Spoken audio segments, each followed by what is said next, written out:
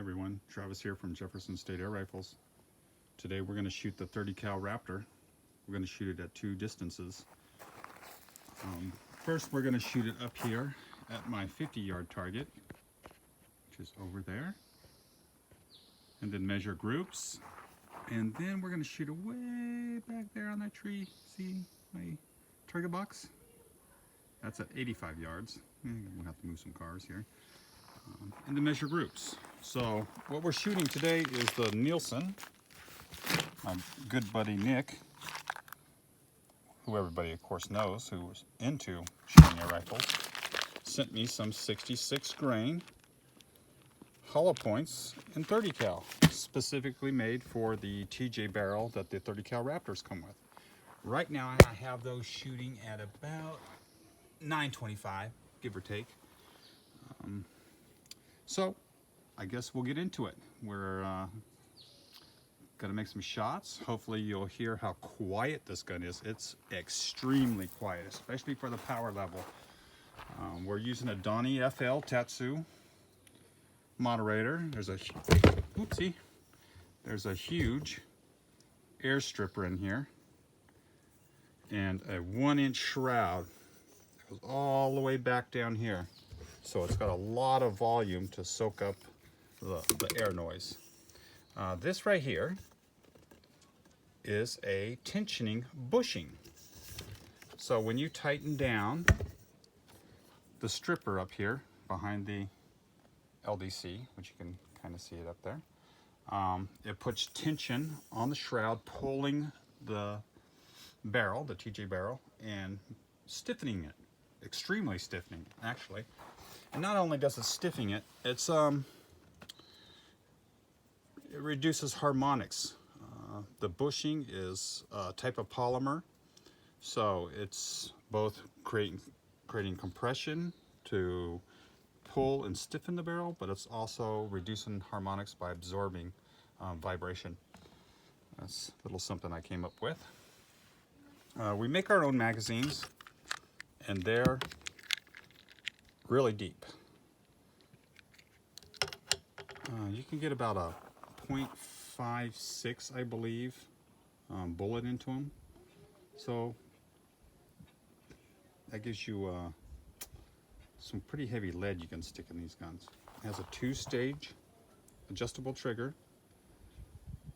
There's a multitude of adjustments for this trigger. It's extremely adjustable. It's very sharp, has a great wall to pull against, and brakes, and has almost zero over travel. So it's really sharp. We designed this trigger ourselves also. Typical AR style safety, flip on, flip off on both sides, so it's ambidextrous.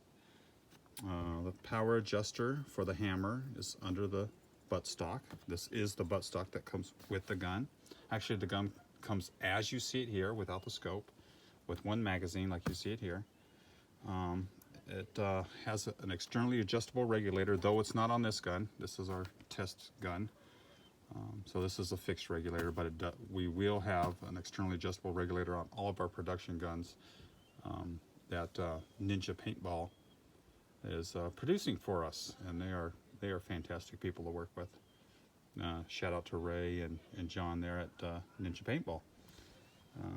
So anyway, let's get to it.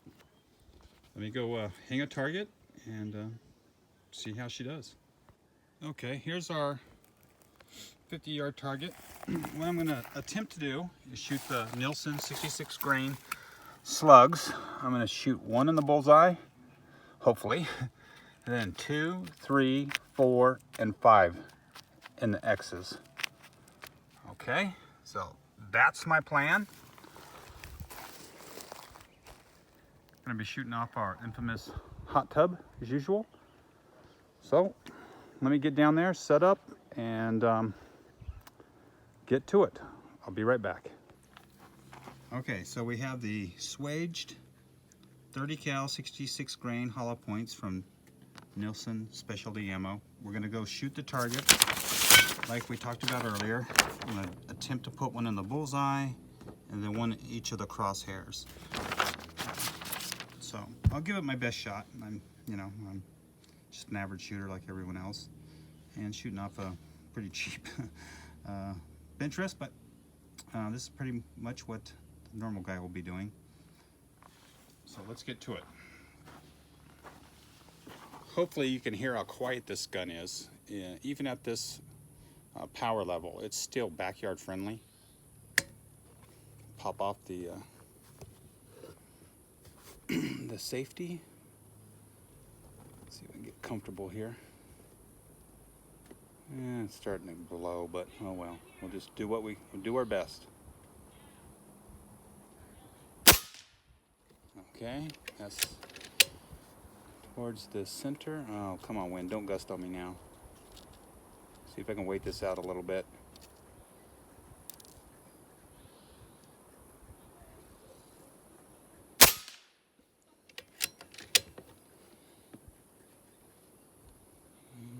We might get a little reprieve.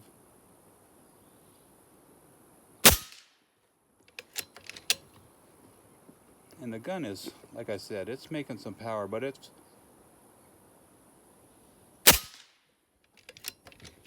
super easy to cock because of the balance valve.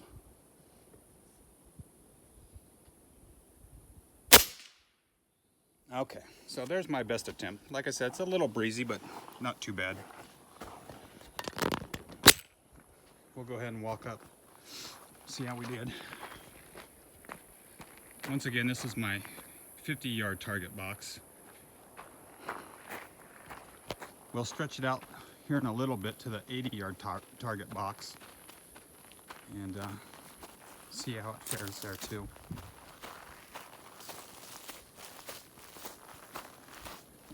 And then hopefully, if we have time, we'll try to do a shot count video so we can see what we got. Okay, here we are. Got a little right to left wind, as you can see here. Blowing pretty good, so just doing my best, guys. All right, so that one was aimed right there. That one was aimed right there. That one was aimed right there. That one was aimed right there. That was aimed right there. I tried to make some adjustments on the fly as the wind was blowing, but as you can see, most of them are pretty close to target. I think it's fairly good for shooting off a cheap bench rest and some pretty solid wind blowing right to left, and me trying to make some adjustments. Okay, so there's that. Let's go try it at 80 yards. So I decided to do a cluster shot. I took the same target that we shot at earlier with the bullseye in the middle and the 4 shots in the rings. So I'll walk up here, and I figure while we're out here and we're on our 50-yard target, we'll shoot a cluster just to see how it groups with multiple shots. One shot doesn't really tell you a lot. So I just shot a cluster right below the X. Okay, there's that cluster right there. That's 4 shots that I clustered together. So basically I was aiming here and clustered it all right here. So, you know, and looking at this, it looks like maybe my scope is a little high too. As we can all see, every one of these shots are above the X's, so maybe I need to go resight it in a little bit. But you know, I'm like everybody else, I make mistakes. Anyway, so there's the cluster, so that tells us a lot. I did throw a couple more shots in here to see how we group. But yeah, I like it. I think it's exceptional. I think it's well within hunting capability, especially at these kind of power levels, shooting bullets. The other thing I wanted to state too, this is an unchoked barrel. So the groups I'm shooting are with pellets and bullets are with an unchoked barrel, which will make it shoot bullets better, but pellets not as good. A choke works really well in sizing a pellet up to the target, but terrible for stripping lead off bullets. So if I was going to order this gun as a pellet shooter, I would definitely order it with a choked barrel. If I was going to order it as a bullet shooter / pellet shooter, I would, you know, obviously order it unchoked. You got options, and it also has, you know, interchangeable barrels, so maybe you order both if you want the optimum of both, or, you know, you want to shoot 25 or 22 or what have you also in the gun. Anyway, lots of options, something to think about. Okay, so we walked all the way out here in the boiling heat of summer to our 85-yard target box. We're going to be shooting from the infamous hot tub again, way down there over the top of the Subaru. Of course, we'll have to go move the Subaru. Yeah, maybe not. You can see the gun over the top. So here we go, and we're going to do this same as before. No fluff, no high grading, normal conditions that any shooter would shoot in by an average shooter. No professional shooters indoors. This is basically how it is in real life. Okay, so here's the target from the 80-yard target box. Took off the tree. I tried shooting at the bullseye, but it's so far away and the bullseye is so dark I couldn't see it. So there's the 2 shots I took at the bullseye, but I literally just couldn't see it with a 14 power scope. So I decided to come down here to the X right there, the crosshair, and take 3 shots. So those are the 3 shots. That's my thumb. It's not a giant thumb or a small thumb. It's a regular size thumb. So there's the 3 shots. It's definitely under an inch, easily. Probably about 3/4 of an inch, I'd say, in those 3 shots. From about 85 yards. I keep saying it's 80 yards, but it's 85 yards. So I think it's looking pretty good. You know, and it's, you know, it's breezy and hot and not fun to shoot out here. But this is, you know, pretty much unadulterated shooting like anyone would do. No professional guy, just some yahoo in his backyard having fun. But yeah, I'd be happy with those 3 at that yardage with bullets. I think pellets could probably do a little better, maybe, as long as the wind's not blowing. But when we're talking pure power, you know, in a Hollowpoint 66 grainer, that's going to trump a you know, pellet any day of the week. But, you know, I'll probably go give it a go again.